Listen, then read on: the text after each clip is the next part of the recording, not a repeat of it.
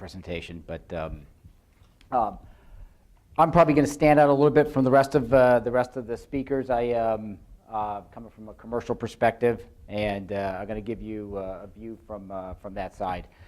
First, I love this picture.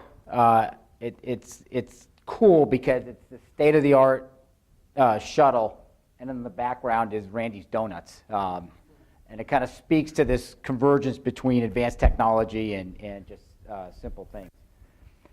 So let me just give you a quick view of my background. This is my resume. You can see I did a good job in artist school. I'm have been for the last several years the CEO of Adept Technology, who is the largest U.S. industrial robot company. There, can you hear that? Is that better? Stays in.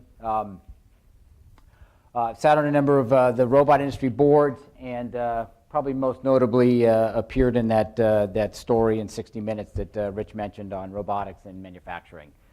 I want to cover three things. One is I want to give you a perspective on U.S. manufacturing, why I think that we're going in a great direction. Secondly, I have some thoughts on robotics, really kind of more from a business perspective and a market perspective.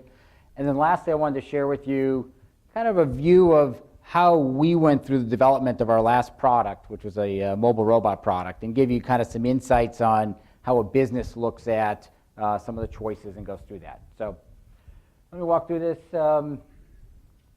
It's a funny thing, but manufacturing for thousands of years, core strategy has been, where's the next cheap labor market? Where can I go to get the next less expensive labor? And I think for both demographic and technological reasons, that's going to come to an end. If you look at the labor rates around the world, there's a huge gap still, but countries like China are going up at a rate of 20–25% a year, and it's really changing the question about where you're going to manufacture. I think the wages are actually less relevant than the demographics. This is a graph of the population distribution by age in the United States. The green is 0 to 19. The top is 80-year-olds. Probably the easiest way to look at this is to look at the table on the right. What it says is that we're going to go from 3 to 4 people working for every retiree today to less than 2 in 50 years. So I know everyone's worried about jobs and worried about robots taking jobs. The fact is, there aren't going to be people available to do the things that they're going to need to be done. If you think that's bad, China goes from 9 to 2.5 in 40 years. China's got a massive change in demographics going to occur. And all of that is going to mean there's going to be less people to produce things. The second big trend that we're certainly dealing with here in the United States is this is a view of test scores in math and science. The U.S. is red. The rest of the world is in various colors in blue.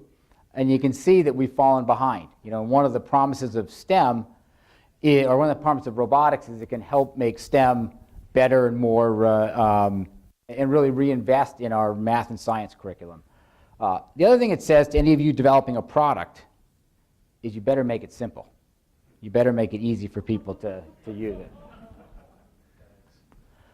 But there is some good news.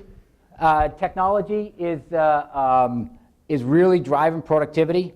U.S. is #1 in the world in manufacturing productivity, which is great.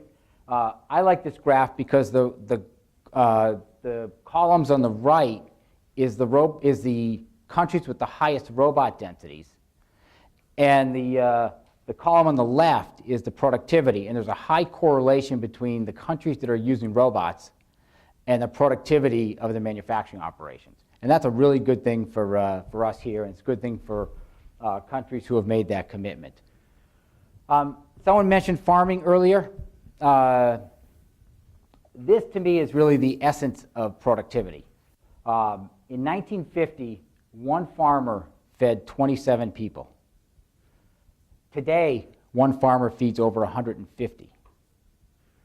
And more importantly is that in 1950, a family spent 25% of their budget on food, and today they only spend 10%.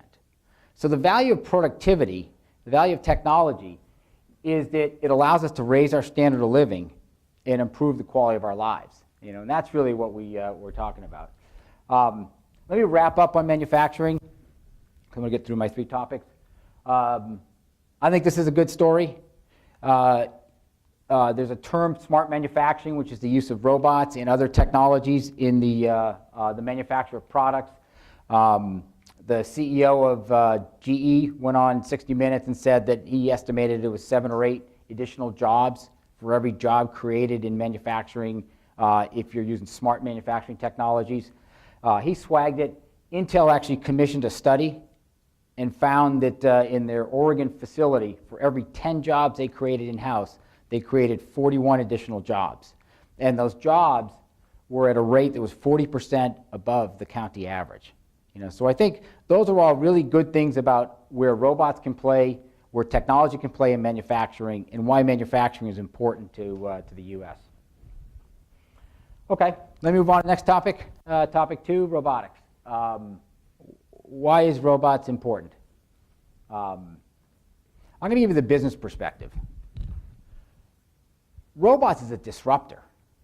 Every industry it goes into, it wreaks havoc on the status quo and wreaks havoc on the traditional industries. There I am. It's much easier if I do that.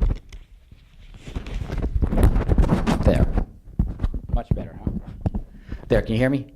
So if you go down the list and you look at that chart, from vacuum cleaners to surgeries to warehousing, every industry that robots show up in, it changes the equation, it changes the dynamics, it changes the paradigm. And that's why robots are so important. It's good because we invented them. Early 1960s, robots were invented here in the United States. And unfortunately, we didn't see much use for them. Japan grasped it and took it over in the 1970s, 1980s. Japan became the preeminent supplier of industrial robots. 1990s, Europe came on stream. And as Rich alluded to in his talk,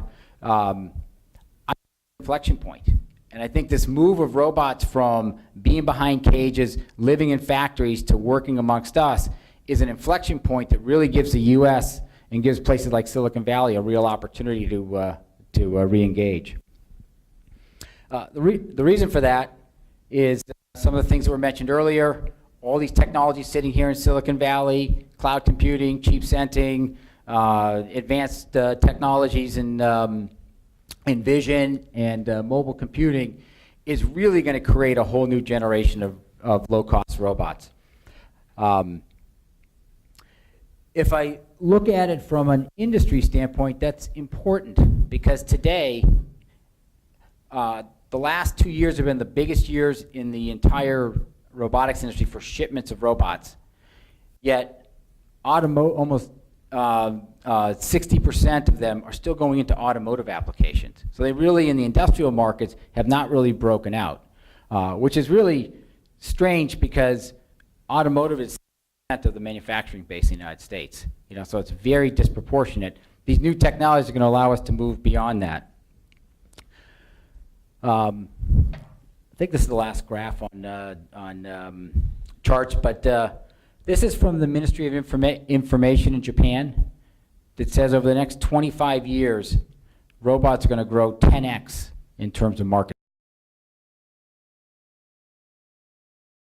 of the manufacturing sector in the services, pharmaceuticals, agriculture, all these new industries, and that's where the real opportunity is.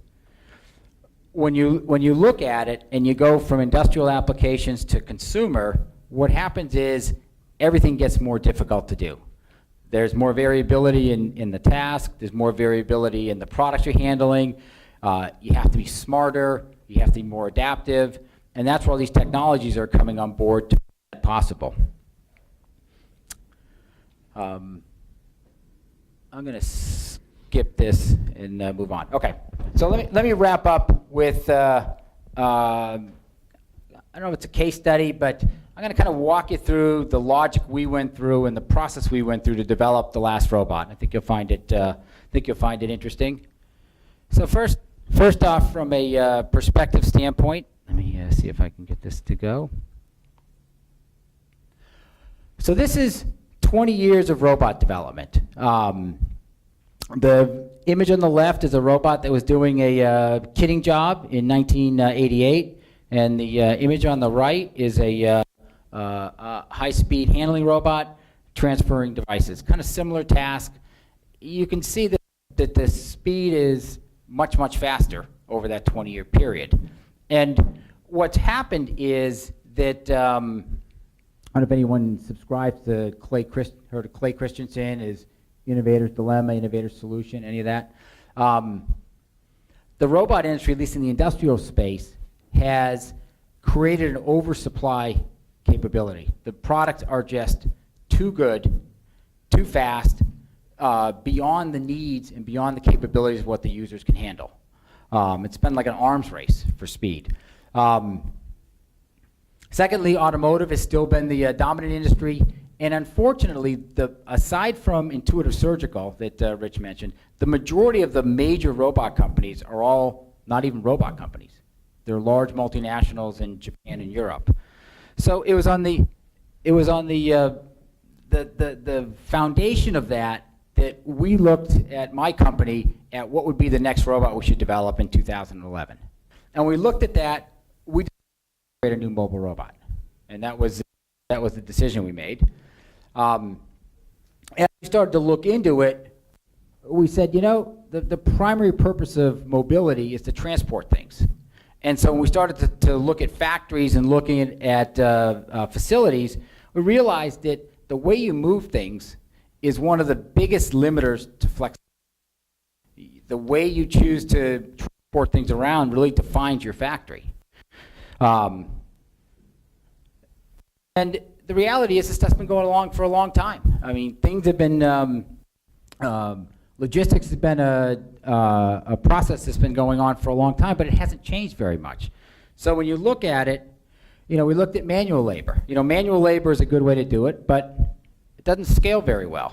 You can see when you try and move big things, it's a little bit bigger.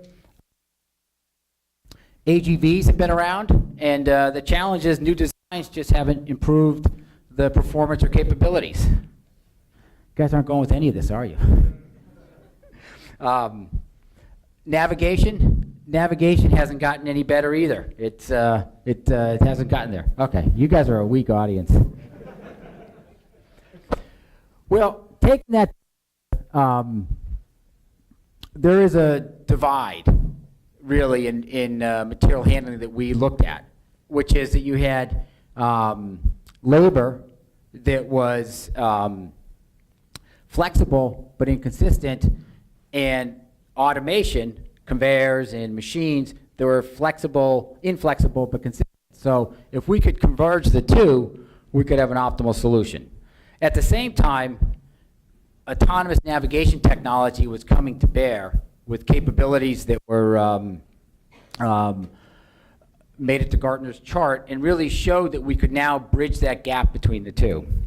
So we then took that and went down to a market focus and characterized something called smart logistics, where we looked at 4 categories where we thought there were good opportunities. One was warehousing and light industrial. Second was healthcare. Third was clean room. And the last was enterprise.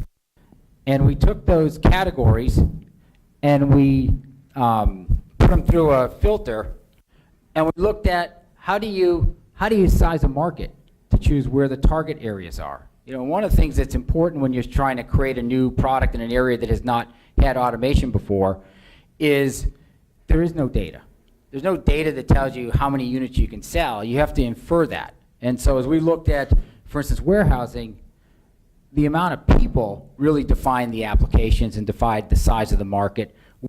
Clean rooms, which was semiconductor foundries, it was the number of chips they made that really defined the market opportunity. So in each market, it required a different set of data. We took that and ran it through a matrix and said, as we looked at it, there were vertical applications, and then there were either playing at a solution level or playing at a platform level. We decided, as we looked at the competitive landscape, that we wanted to develop a platform that could service a number of industries rather than go head-to-head against those companies who had vertical applications in a solution. So that was kind of our product strategy. We then did an evaluation of our technology. We had made an acquisition of a mobile robot research company the year before, and we looked at what were the key pieces that they had that we could build off of, and we kind of focused on mapping and natural feature navigation, because when you do those wrong, bad things happen. So let me see if I can get the video to play here.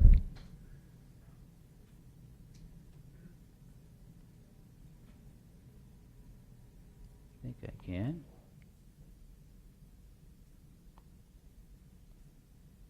So this is an example of our mapping technology, and what it's demonstrating is how a robot, as you walk through the halls, is sped up, is actually creating the virtual map that the system will use to navigate. So it's very simple, very seamless, very quick and easy, and provided a map that all robots that would enter that space could use. So that was a good piece that we could leverage as a piece of technology. Let me go back.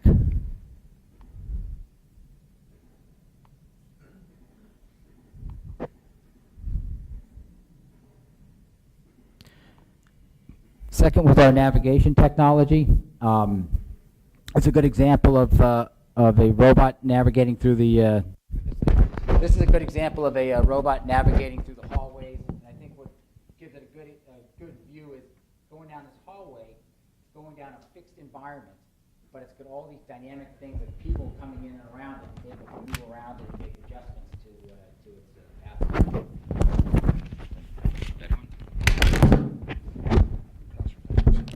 We'll see if this is better.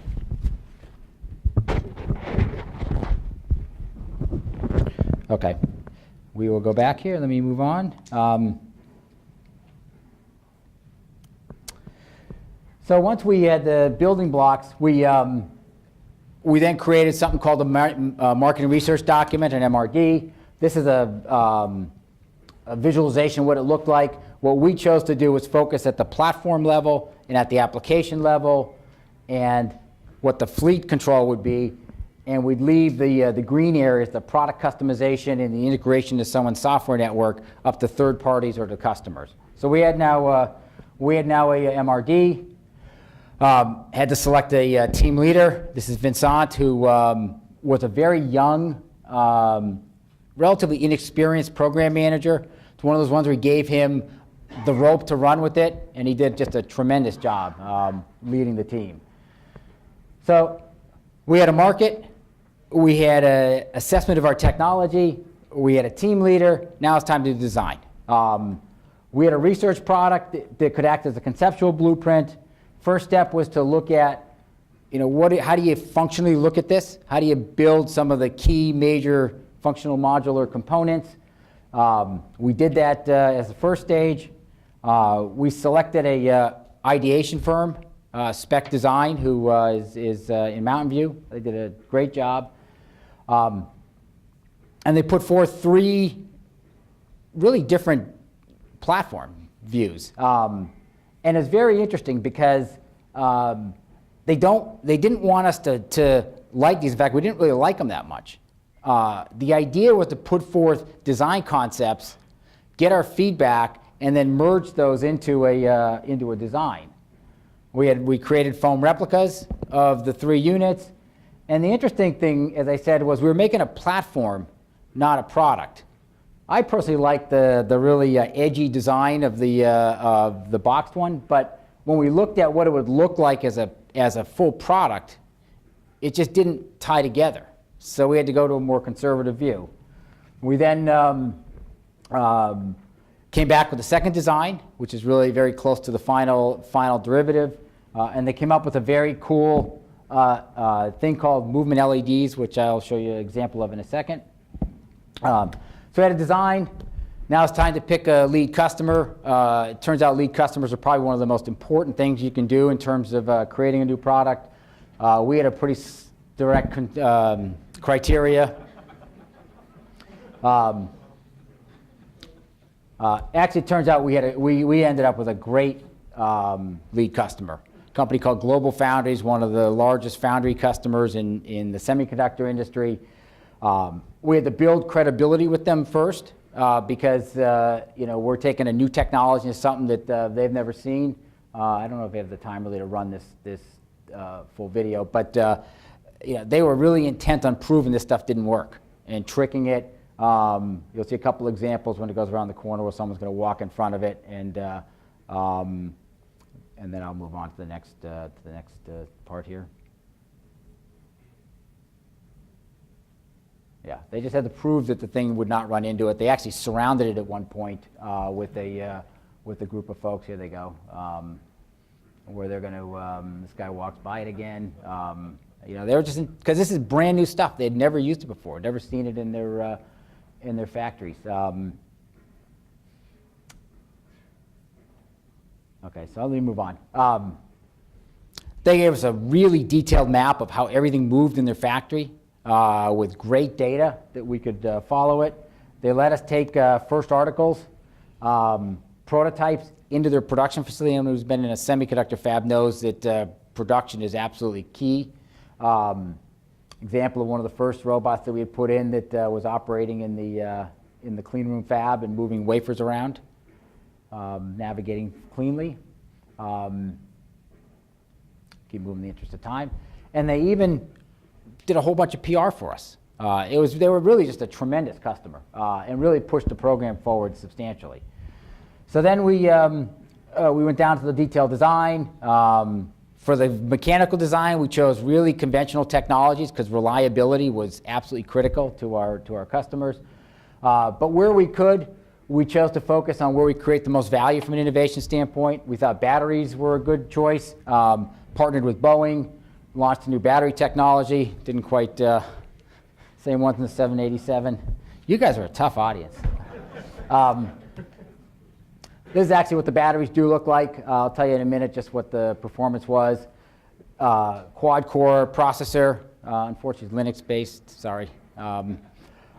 LiDAR, and we built all the electronics into a single box so it could be modular. Then came in together into a single design.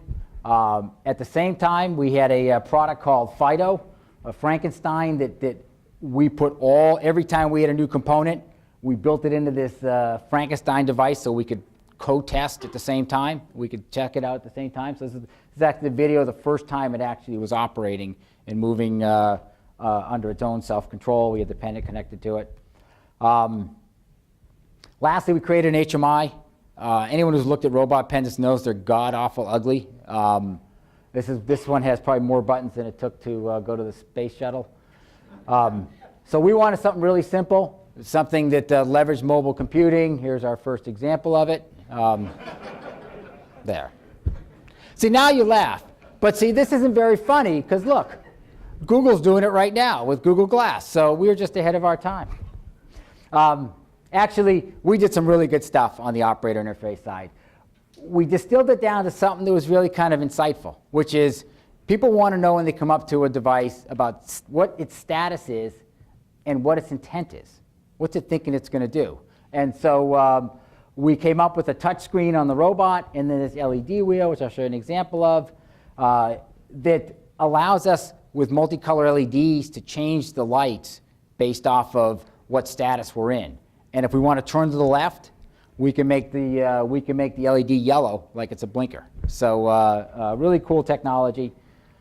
Three-dimensionally printed the skins. From that, we molded them, built the first unit, 4 alpha units. This was the research unit standing next to the first production unit of our links.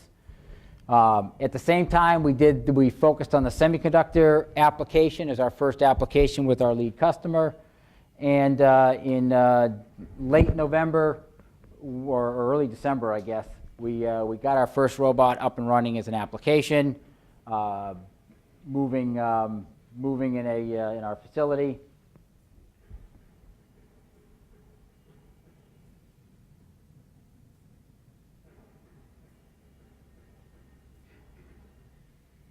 Then in January, we launched the product at the Automate show. Got some really good press from it. And if you look at it, this is kind of the thumbnail. You know, the program started 2 years ago. At the peak, we had almost 30 people working on it. Spent close to $12 million in terms of the development. Alpha units December, market launch, first customer shipments in April. And I talked about the batteries. We went from 3 hours in the previous generation to 14 hours of battery life. The operating costs were cut dramatically. And using all these new technologies, we cut the cost of the product by 50%. So in any event, the successful program. I'll leave you with this. It can be pretty lonely when you pioneer markets. There aren't a lot of people that will go that way. And let me say this. I think Silicon Valley is a cool place. I'm sure all of you guys do as well. What's really cool about it is these waves. It's not one thing. It's changed over and over again. It's not Silicon Valley anymore. That was back in the 1970s. It's way past that. I think robotics is the next wave. And I think it's going to be an exciting period for us. So thank you, everybody.